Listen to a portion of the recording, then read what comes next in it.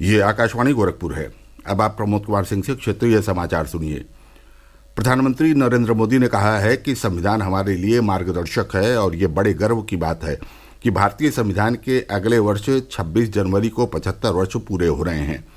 आकाशवाणी पर मन की बात कार्यक्रम में राष्ट्र को संबोधित करते हुए श्री मोदी ने कहा कि संविधान समय की हर कसौटी पर खरा उतरा है। उन्होंने कहा कि इस वर्ष संविधान दिवस के अवसर पर कई गतिविधियां शुरू हुई हैं जो पूरे वर्ष चलती रहेंगी।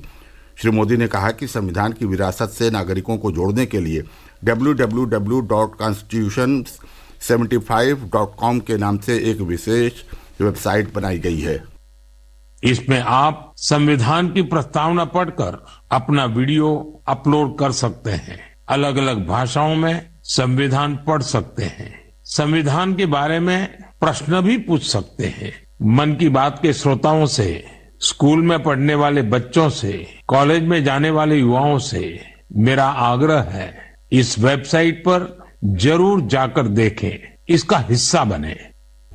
श्री मोदी ने कहा कि अगले वर्ष 13 जनवरी से प्रयागराज में महाकुंभ होने जा रहा है और इसके लिए संगम तट पर जोर शोर से तैयारियां चल रही हैं। प्रधानमंत्री ने इस बात पर गर्व व्यक्त किया कि महाकुंभ की विशेषता केवल इसकी विशालता में ही नहीं बल्कि इसकी विविधता में भी है। उन्होंने कहा कि कुंभ एकता का महाकुंभ भी है। अगर कम शब्दों में मुझे कहना है तो मैं कहूंगा, महाकुंभ का संदेश एक हो पूरा देश। और अगर दूसरे तरीके से कहना है तो मैं कहूंगा, गंगा की अविरल धारा न बटे समाज हमारा। गंगा की अविरल धारा न बटे समाज हमारा। साथियों, इस बार प्रयागराज में देश और दुनिया के श्रद्धालु डिजिटल महाकुंभ के भी साक्षी बनेंगे। प्रधानमंत्री ने कहा कि कुंभ मेले का पूरा क्षेत्र एआई संचालित कैमरे से लैस किया जा रहा है। श्रद्धालुओं को डिजिटल माध्यम से खोया और पाया केंद्र की सुविधा भी मिलेगी। प्रधानमंत्री ने इस बात पर संतोष व्यक्त किया कि विश्व स्वास्थ्य संगठन की रिपोर्ट के अनुसार वर्ष 2015 से 2023 के दौरान भारत में मलेरिया के मामलों और इसके कारण हुई मौतों में 80% तक की कमी आई है। प्रधानमंत्री ने विश्व की प्रसिद्ध चिकित्सा पत्रिका लेंसेट का अध्ययन भी साझा किया, जिसके अनुसार भारत में कैंसर का उपचार समय पर शुरू करने की संभावना काफ़ी बढ़ गई है। उन्होंने कहा कि कैंसर के उपचार में आयुष्मान भारत योजना ने बड़ी महत्वपूर्ण भूमिका निभाई है। इस योजना के कारण 90% कैंसर रोगियों का उपचार समय पर शुरू हो सका है।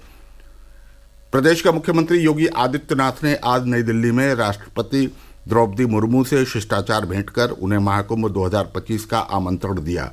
एक सोशल मीडिया पोस्ट में मुख्यमंत्री ने अपील की है कि सभी लोग आस्था के अमृत काल के साक्षी बने और सोशल मीडिया पर एकता का महाकुंभ हैशटैग के साथ सेल्फी भी अवश्य अपलोड करें। महाकुंभ तीर्थ क्षेत्र को स्वच्छ और सुंदर बनाने के लिए कल वहां सामूहिक स्वच्छता कार्यक्रम चलाया जाएगा।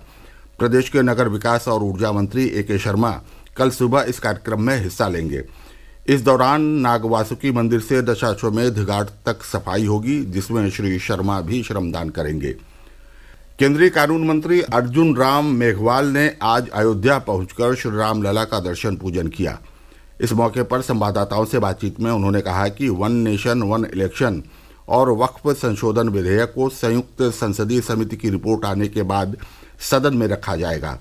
उन्होंने कहा कि कुछ बिल ऐसे होते हैं जो रेगुलर पार्लियामेंट्री स्टीयरिंग कमेटी के पास जाते हैं, लेकिन इस सदन में दोनों बिलों के लिए जेपीसी की मांग की गई थी।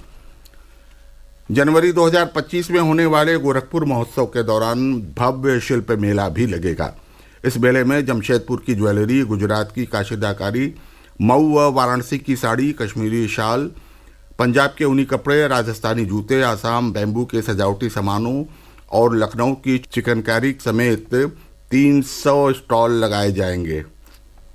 क्षेत्रीय पर्यटन विभाग के उप निदेशक रविंद्र कुमार मिश्र ने बताया कि चंपा देवी पार्क में महोत्सव 10 से 12 जनवरी तक चलेगा, लेकिन ये शिल्प मेला 16 जनवरी तक चलता रहेगा। प्रदेश के अलग अलग जिलों में आज मौसम शुष्क रहा। हालांकि कई जिलों में घने कोहरे के कारण जनजीवन प्रभावित हुआ। वाराणसी और इसके आसपास के जिलों में घने कोहरे के कारण सुबह के समय वाहनों की रफ्तार धीमी रही। दैनिक मौसम पूर्वानुमान बुलेटिन के अनुसार कल भी प्रदेश में कई स्थानों पर कोहरे का असर रहेगा। 31 दिसंबर से 4 जनवरी तक राज्य में कहीं कहीं देर रात और सुबह के समय हल्का से लेकर मध्यम कोहरा छाए रहने की संभावना है। समाचार समाप्त हुए। नमस्कार।